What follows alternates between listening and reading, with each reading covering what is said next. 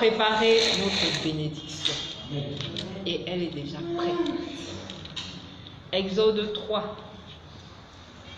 versets 7 à 10.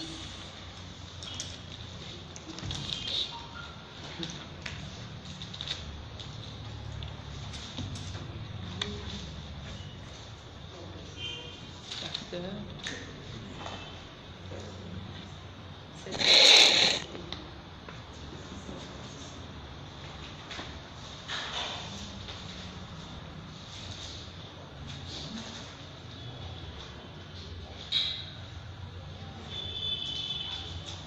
Alléluia.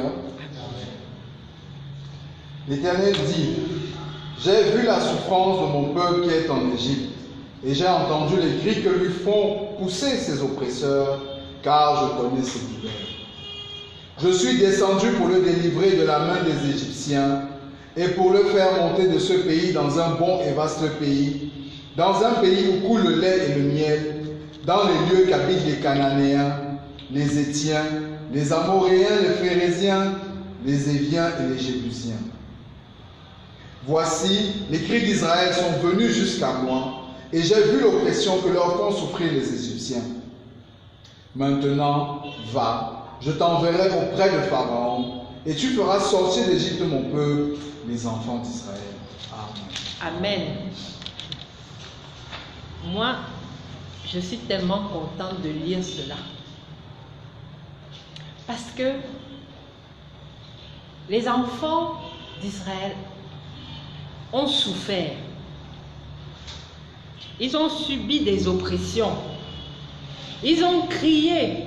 Ils ont prié. Ils ont certainement même jeûné. Mais ils n'avaient pas de réponse. Ils pensaient que Dieu ne les écoutait pas. Mais Dieu dit, j'ai entendu et j'ai vu les oppressions que vous avez subies. Ça veut dire que tout ce temps-là, Dieu était là. Ils ne le savaient pas. Va-t-on dire que le Seigneur n'écoute pas nos cris? Non, ce n'est pas ce qu'on va dire. Ce n'était pas encore le temps marqué pour la bénédiction. Pendant qu'ils criaient, ils étaient oppressés. On les insultait, on les battait. Dieu ne perdait pas son temps à ça. Il arrosait la plante. Il arrosait le champ. Voilà ce qu'il faisait. Parce qu'il savait que, à un moment donné, il allait dire stop. Et le moment où il allait dire stop, c'est pour dire allez prendre. C'est prêt. Qu'est-ce que tu as vécu dans ta vie? Tu as connu combien d'églises? Tu as déjà fait quelle qualité de prière? Quelle qualité de jeûne? Tu es allé voir combien de prêtres? Combien de pasteurs? Je suis sûre que si on demande à chacun de vous sa carte spirituelle, ça va être grave. Mais c'est simplement parce que le temps n'était pas encore marqué. Mais remarque bien, tout ce que tu faisais, tu sentais une main. Parce que si tu ne sentais pas cette main, tu ne serais pas vivant aujourd'hui. Parce que Dieu agissait pour toi, mais dans le silence. Et pendant ce temps, il constituait ta bénédiction. Rappelez-vous Job. Je te permets de faire tout ce que tu veux, mais ne touche pas à sa vie. Vous pensez que pendant que Job souffrait, il était malade. Vous pensez que Dieu le regardait? Dieu préparait sa double portion. Parce qu'il savait qu'on allait arriver là, à cette double portion. Donc, Dieu nous emmène là aujourd'hui. C'est pour nous dire que Il prépare nos bénédictions sans nous le faire savoir. Mais il t'a forcément dit quelque chose sur ta bénédiction. Il t'a dit, mon fils, j'entends tes cris, mais demain, tu iras aux États-Unis. Tu connais ta bénédiction? C'est vrai que tu connais A, tu connais Z, mais tu ne connais pas B, C, D, E, F jusqu'à Z. Dieu seul connaît. Voilà pourquoi Jésus ne pouvait pas ne pas se réjouir. Parce qu'il savait que, après toutes les souffrances, les flagellations, comme la sœur Adèle disait, on a compté les blessures, je ne sais pas trop quoi, il serait élevé dans la gloire. Et comme il a tellement souffert, Dieu a dit, tu mérites la plus grande élévation qui soit. Je t'élève au-dessus de tout.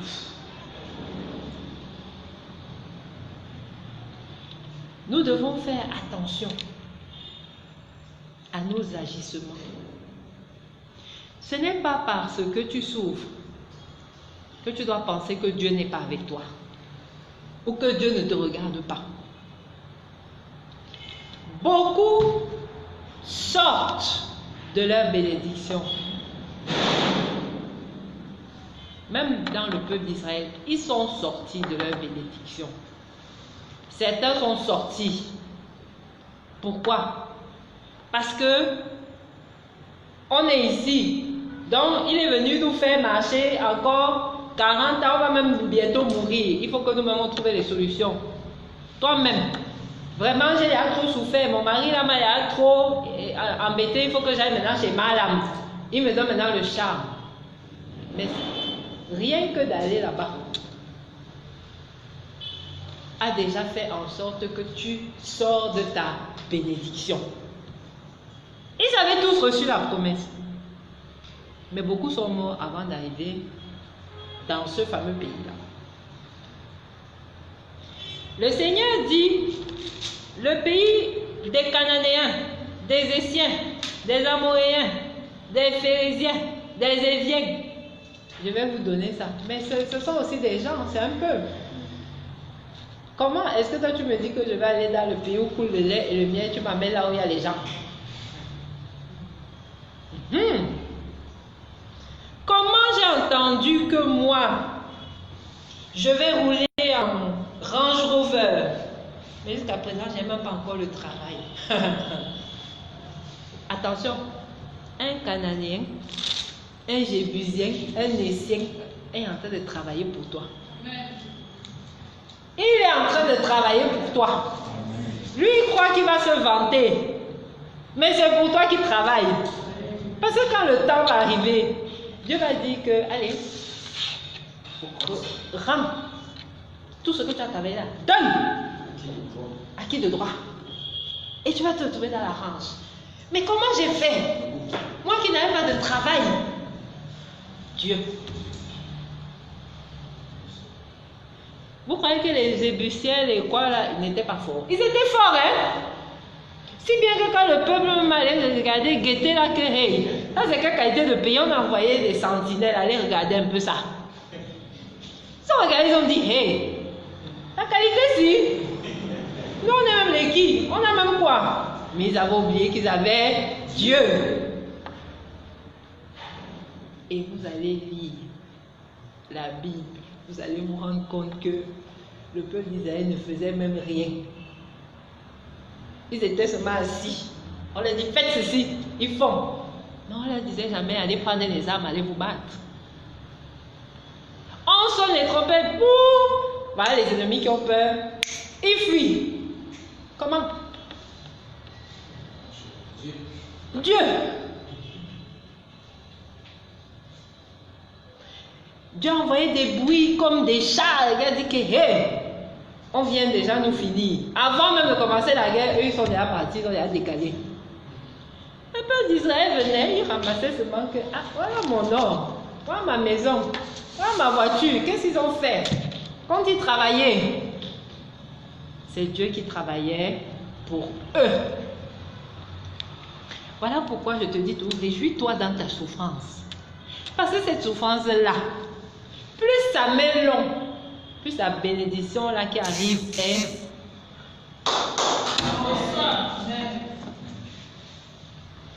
Parce que si c'était une petite bénédiction, vous êtes d'accord avec moi, si je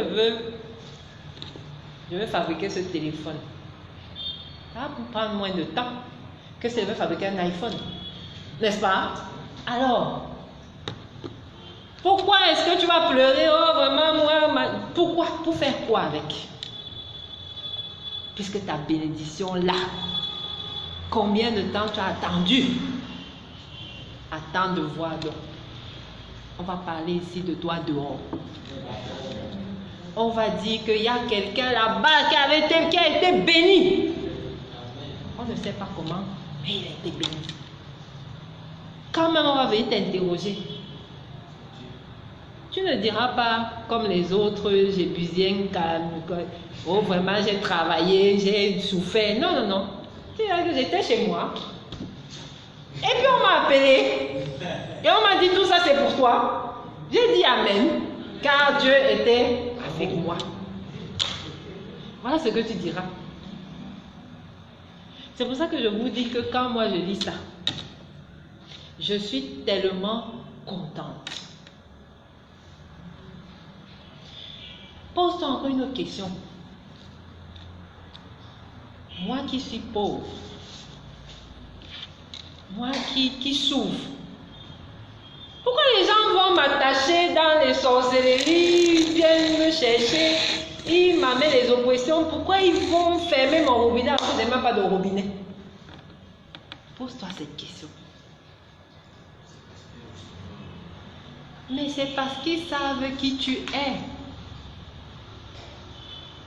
Et ils savent que tôt ou tard, même s'ils te détruisent, même s'ils te rendent malade, même s'ils te persécutent, les choses vont revenir à l'ordre. Ils le savent. Alors qu'est-ce qu'ils font? Ils appuient. Pour que quoi? Tu changes de voie et tu perds ta bénédiction. Voilà donc pourquoi vous allez me dire que vraiment, je ne sais pas pourquoi. J'ai entendu ma soeur du mal rien. Je ne sais pas, on voit la richesse chez nous là. On dit seulement que tout le monde est riche. Moi, je riais. C'est que toi, tu ne le vois pas, mais eux, ils voient. Eux, ils savent qui vous serez. Qui vous êtes même. Parce que quand c'est déjà établi spirituellement, c'est que ça va seulement se manifester. Et eux qui voient dans le spirituel, ils savent que tu es riche.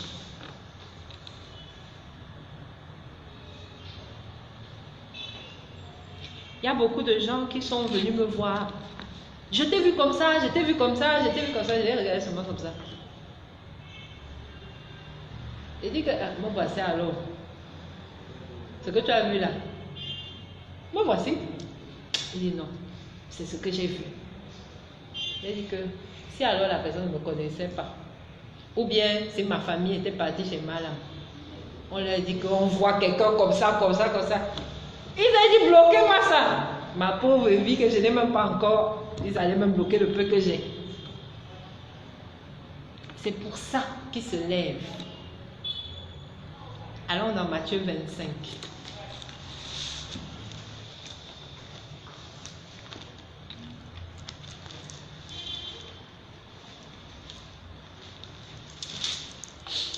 Matthieu 25, 31 à 40. Matthieu 25, 31 à 40, il est écrit. Lorsque le Fils de l'homme viendra dans sa gloire avec tous les anges, il s'assiera sur le trône de sa gloire. Toutes les nations seront assemblées devant lui. Il séparera les uns d'avec les autres, comme le berger sépare les brebis d'avec les boucs. Et il mettra les brebis à sa droite et les boucs à sa gauche. Alors le roi dira à ceux qui seront à sa droite, venez,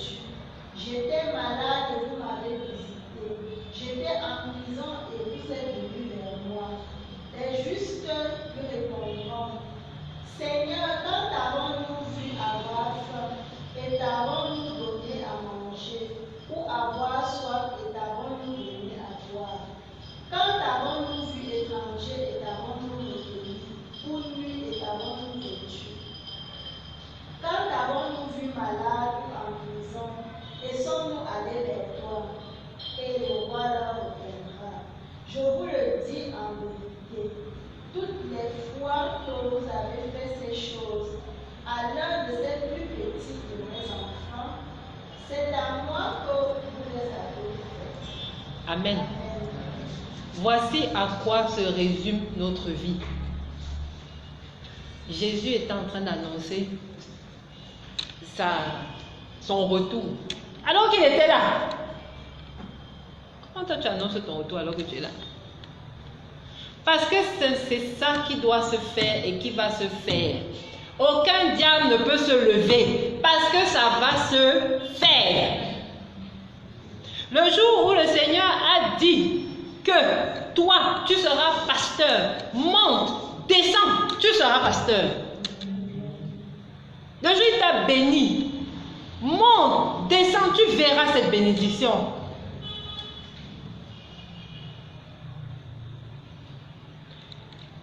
Et ce jour-là, c'est quand Jésus entre dans ta vie que tu commences à marcher dans cette bénédiction. Parce qu'il a dit, je suis le chemin, la vie et la vérité. Donc tu entres dans ta bénédiction quand Jésus entre dans ta vie. Tu commences à marcher vers ta bénédiction. Et dès que tu arrives au moment où Dieu dit c'est bon, elle est prête, allez, hop, on te donne tout. Venez, vous qui êtes bénis de mon Père, prenez possession du royaume qui a été préparé dès la fondation du monde. Le Seigneur a préparé, c'est prêt, viens seulement prendre possession. Ne te pose plus de questions. Parce que c'est comme ça. Parce que c'est établi. Mais maintenant, Jésus va enlever les boucs. Ça veut dire quoi le bouc? Quelle particularité a le bouc? Il est têtu. Est-ce que ma? Il n'obéit pas. Ça veut dire que il va enlever les désobéissants. Quelle particularité a la brebis? Hein? Elle est obéissante, docile. Elle suit seulement, on va à gauche, elle ne cherche même pas à savoir où on part faire quoi là-bas. Allez, elle part. À droite, on va à droite. Si tu la mets même à gauche, à droite, elle va à gauche, à droite. C'est comme ça que vous devez être, comme des brebis. Parce que ce que vous avez entendu, à partir de ce soir, tu partais chez les devins, arrête. Tu allais chez les marabouts, arrête. Tu allais où? Est-ce que tu allais voir je ne sais pas quoi qui te disait arrête? Parce que ta bénédiction est déjà, elle est déjà là.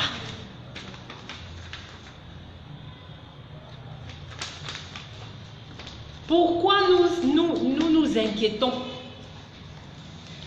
Regardez bien. Quand vous vous inquiétez, c'est pas parce que vous pensez à Dieu, hein. C'est à cause de vos désirs charnels.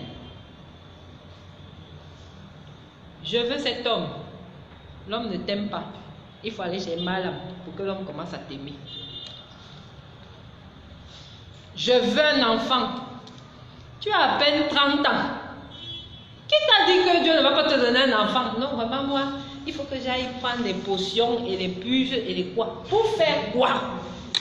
Non, mais sérieusement, c'est vos désirs. Je veux la maison aussi. Non, il faut aller entrer dans les choses bizarres. Tu aides même souvent Dieu. Dieu a dit que je serai prophétesse. J'arrive là. Dieu a dit que je vais ressusciter les morts. Je ne ressuscite pas les morts. Ouais, pourquoi je ne ressuscite même pas les morts? Quelqu'un vient et dit que toi tu perds ton temps.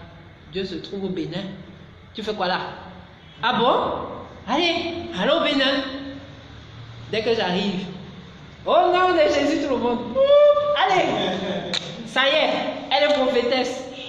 Et vous, le peuple, ignorant. Vraiment, il y a Dieu ici, hein? Il y a Dieu ici, hein? Alors que ce n'est pas le moment. Ce n'est pas le temps. Il y a un temps à toute chose. Donc tu luttes, tu cherches, tu utilises tes forces. Alors que ce n'est pas le moment. Acte 1, 6 à 7.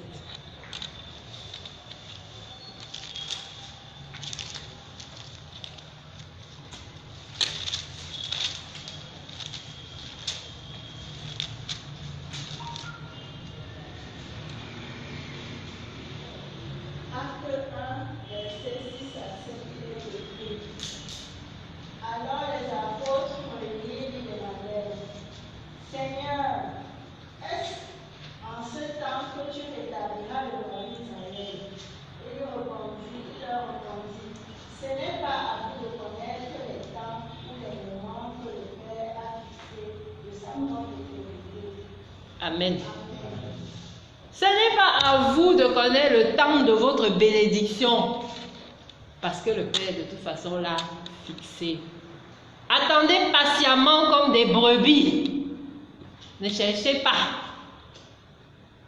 Pourquoi vous êtes pressés? Moi, je vous dis que le royaume sera rétabli. Et quand je dis, je ne me répands pas de ce que je dis. Quand je dis, la chose va seulement s'accomplir. Mais non. Oh Seigneur, pourquoi est-ce que je ne sais pas? Pourquoi est-ce que je ne me marie pas? Pourquoi est-ce que finalement même le Seigneur même est fatigué de tes questions? Parce que c'est aussi une manière de lui dire, je n'ai pas confiance en toi. Tu as entendu, mais tu continues à poser les questions. Au lieu de prier, que ta volonté se fasse. Seigneur, merci pour cette prophétie. Seigneur, je sais que je suis en train d'entrer dans le pays de lait et de miel. On voit les églises. Que la prophétie se fasse. Je veux demain avoir la voiture.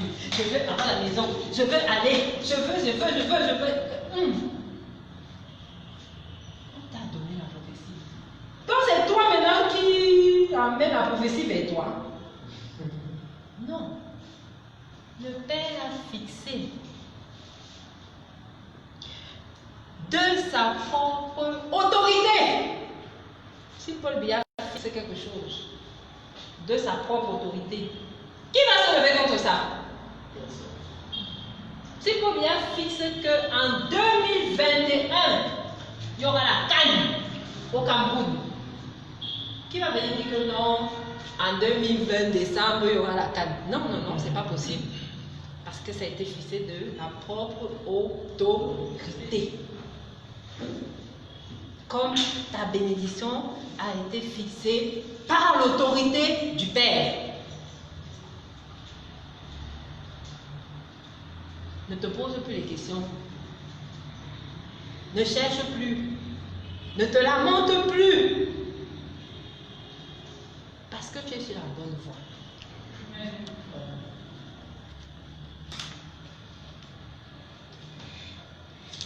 Dieu s'occupe de nous.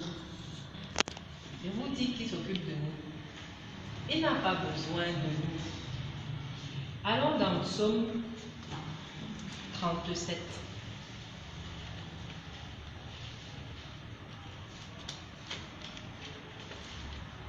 Il n'a pas besoin de toi pour que ta bénédiction s'accomplisse. Il n'a pas besoin de tes efforts. Tout ce qu'il a besoin, c'est de ton obéissance. 37.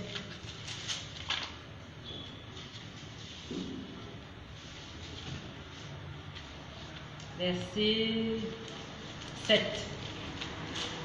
Garde silence devant l'Éternel et espère en lui.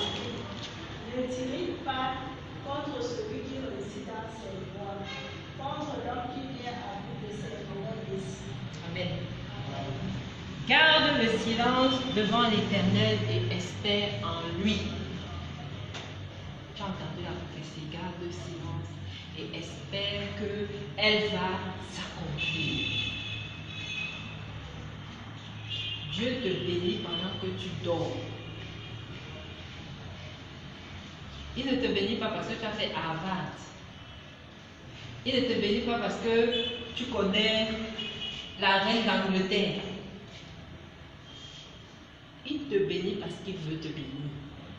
C'est sa volonté. Et ça ne dépend que de lui.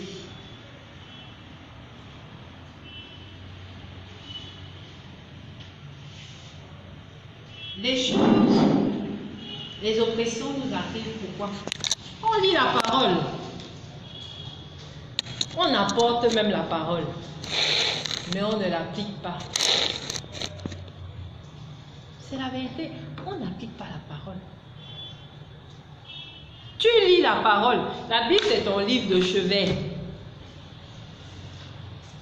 Des fois même, tu te lèves. Je suis pasteur. Oh, voilà. Jésus a dit. Ok.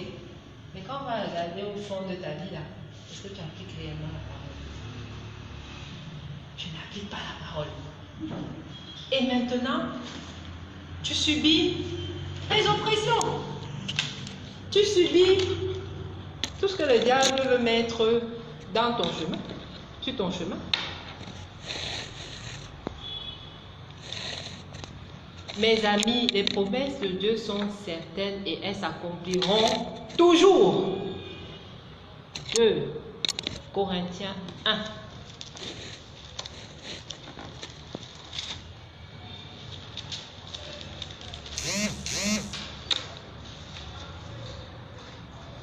Verset 20. Car pour ceux qui concernent toutes les promesses de Dieu, c'est en lui qu'est le oui. C'est pourquoi encore l'amen par lui est prononcé par nous à la gloire de Dieu. Quand Dieu a dit oui, toi dis amen. Parce que si tu te lèves là, tu dis que comme Dieu a dit oui, le diable va venir voler. Quel vol que Dieu a dit oui? Quel genre de vol? Le diable peut brancher devant Dieu. Notre sœur nous a dit, tout genou fléchi et toute langue, on a dit tout, on a dit que lui-même y compris là-dedans. Lui-même y compris là-dedans.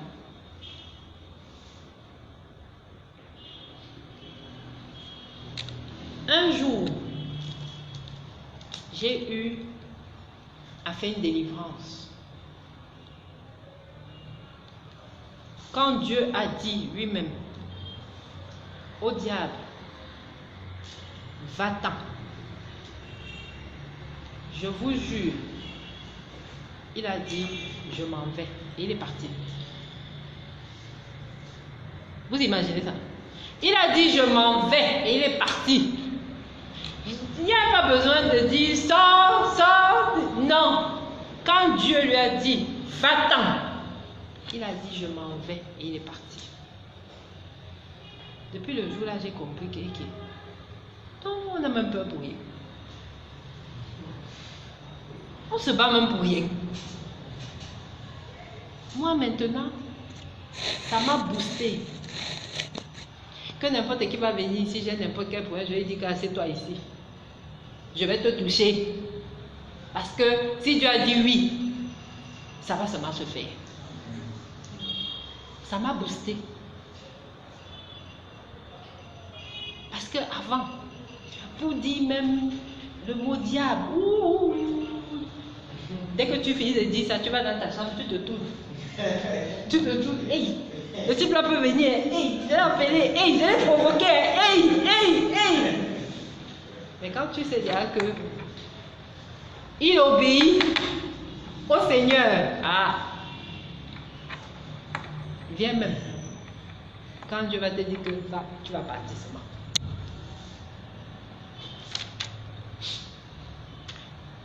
On doit savoir que Dieu bénit donc parce qu'il veut. C'est son souhait. Il ne nous demande pas. Et il le fait comme il veut. S'il a dit que toi tu vas aller vivre en RCA et l'autre va aller vivre aux États-Unis, c'est pas parce qu'il ne t'aime pas. Les pays là sont là, non? C'est dans la bouquille. Non, il faut seulement que tout le monde va s'installer et tout dire. Pour faire quoi? Et il y aura qui? Habiller ma fille. Attention! Vraiment, tu as la chance, parce que Dieu t'a beaucoup béni. Il t'a béni plus que qui? Toi-même aussi, tu es béni. C'est vrai, je travaille, je gagne 1 million. Tu travailles, tu gagnes 300 000. Pourquoi tu penses que j'ai plus de chance que toi? On travaille, nous deux, non? Alors on commence à être jaloux. Et le diable vient. Oui, il faut être jaloux.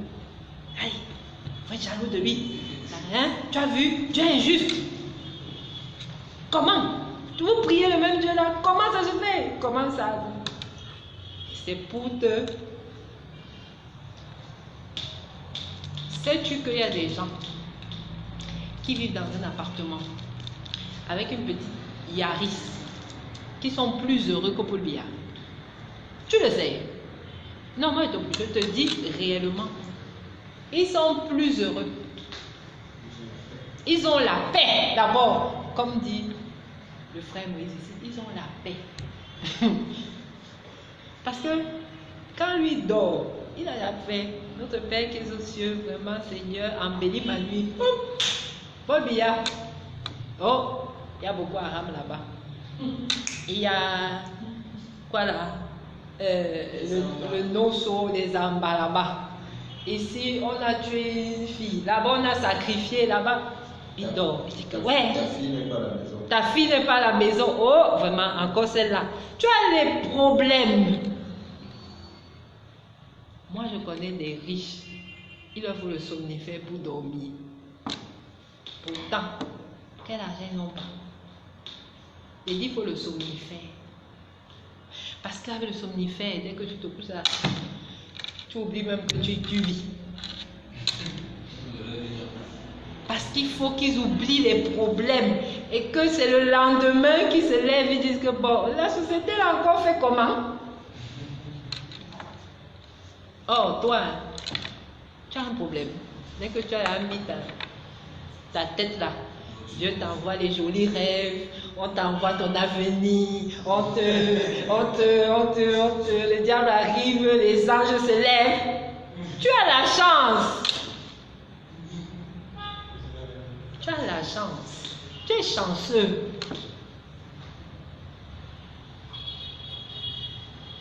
J'étais en train de travailler avec le frère Moïse aujourd'hui. Hein? Tu te rappelles de ton travail? Ça ne t'a pas fait mal à la tête. Moi-même, ça m'a fait mal à la tête.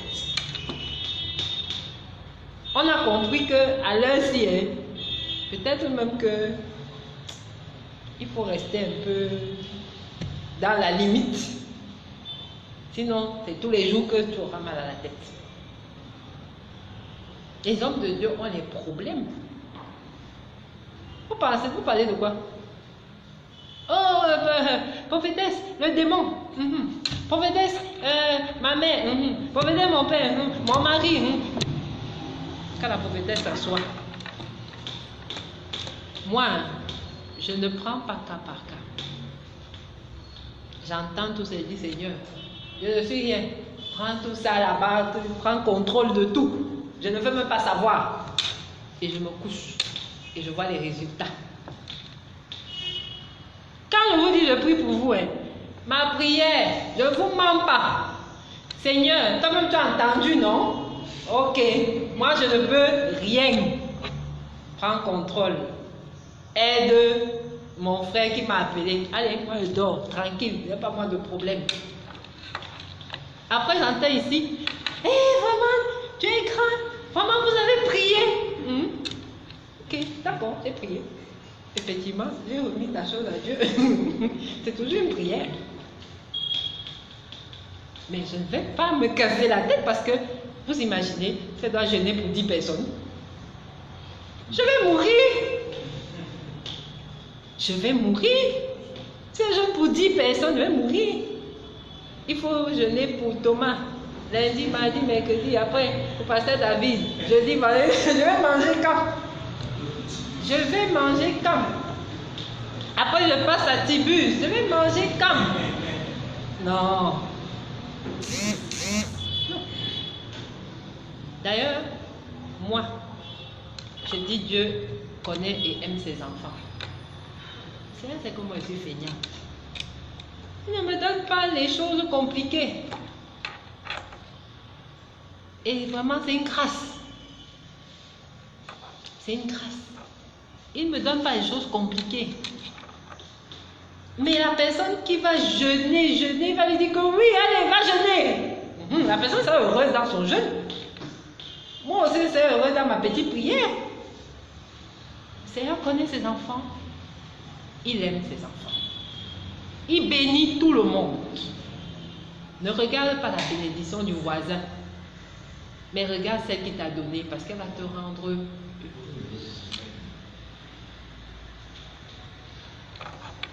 Dieu connaît le temps de la bénédiction. Tant que ce n'est pas arrivé, je te dis qu'elle fait ce que tu veux. Tu ne vas pas voir ça. Moi, je te dis quelque chose ce soir, même si ça te choque, je te dis la vérité. Tant que ce n'est pas lui qui a dit que c'est bon, tu ne verras pas cela. Matthieu 16.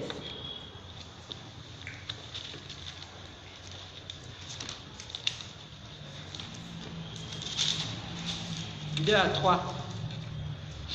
Jésus leur répondit, le soir, vous dites, il fera beau car le ciel est rouge. Et le matin, il y aura de l'orage aujourd'hui car le ciel est d'un rouge sombre. Vous savez discerner l'aspect du ciel et vous ne pouvez discerner les signes des temps. Ça veut dire que c'est à Dieu qu'appartient le temps. Il y a deux temps.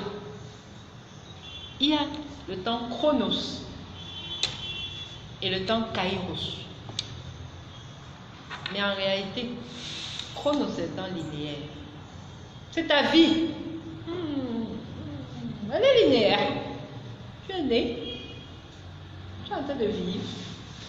Tu as entendu la bénédiction de Dieu. Ce sera quelque part dans cette ligne. Mais où? Je ne sais pas. Le point d'onde, c'est le kairos. Paf. Tu vis le chronos. Tac. Après un moment donné, tu arrives au kairos. Occasion, opportunité, là où Dieu dit que c'est bon.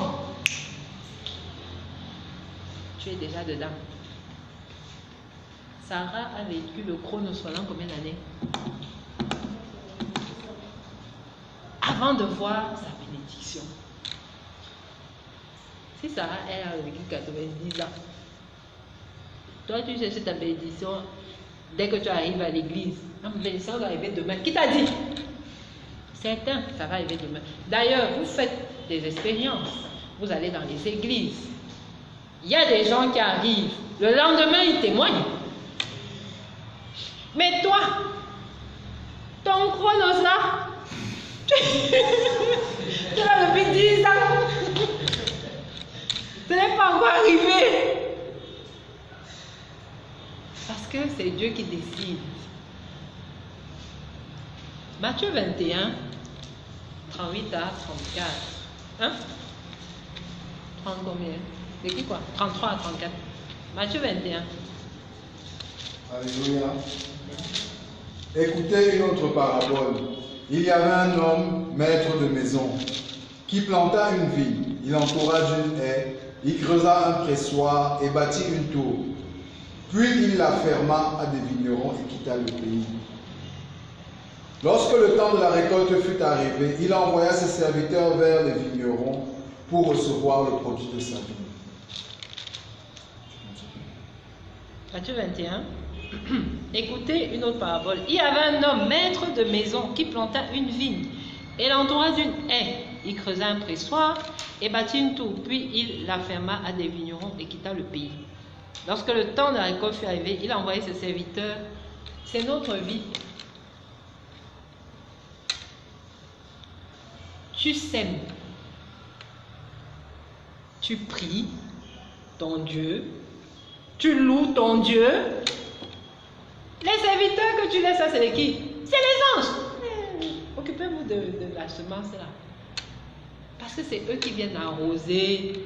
S'il y a une maladie là, ils mettent un peu les pesticides.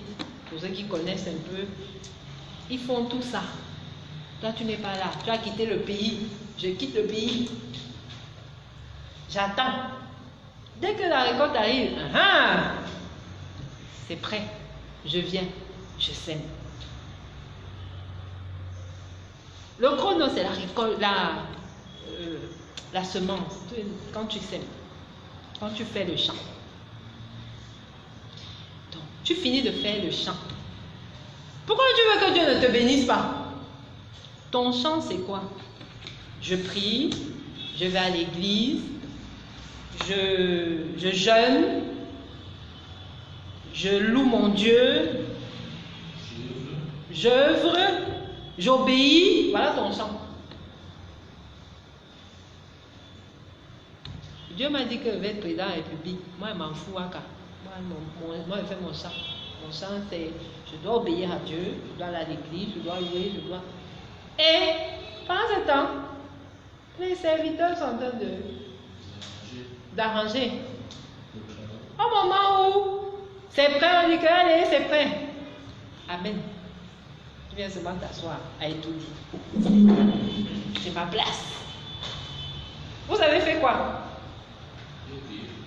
J'ai prié. J'ai mis tout mon cœur à Dieu, j'ai œuvré, j'ai aidé le pauvre, l'orphelin. C'est comme ça la bénédiction de Dieu, c'est ça la bénédiction de Dieu. Elle n'est accompagnée d'aucun chagrin, ni d'aucune souffrance. Parce que dès que lui te bénit, ça dure.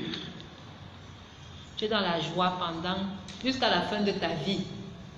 La Bible nous dit qu'Abraham est mort rassasié. Bonjour. David, Salomon, tout le monde là, tous les hommes de foi là.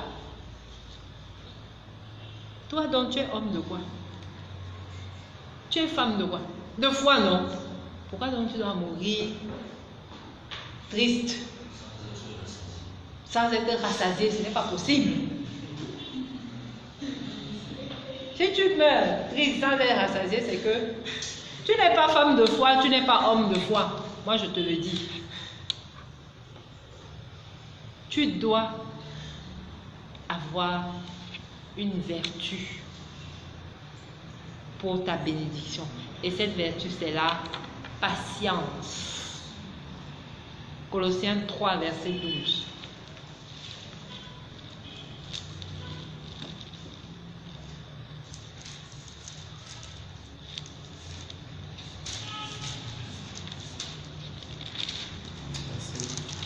Verset 12. Alléluia. Amen. Ainsi donc, comme des élus de Dieu, saints et bien-aimés, revêtez-vous d'entrailles de miséricorde, de bonté, d'humilité, de douceur, de patience. Voilà. Amen. C'est une vertu, la patience. Et tu dois la cultiver. Et dans cette patience, tu auras des mauvaises expériences. Mais dis-toi que c'est passager. Parce que tu passes par là pour atteindre ce qu'il faut. Et même si les sauterelles t'ont mangé ta récolte, que Dieu ne t'avait pas encore donné, mais qu'ils ont mangé ce que tu avais un peu, quand Dieu va te restaurer, il va te restaurer au double. Il te donnera la double portion pour que tu rattrapes celle que tu as perdue. Donc, soyons patients. Nous sommes tous les élus de Dieu, mes frères, mes soeurs, qu'on ne vous mente pas. Il n'y a pas quelqu'un qui est plus élu de Dieu que toi. Il n'y a pas quelqu'un qui va dire que Dieu m'a aimé plus que... Ce n'est pas vrai. Dieu nous aime nous tous. Pareil. Il le dit, je ne fais acception de personne. Et un élu de Dieu a droit au bonheur. Ésaïe 51, verset 11.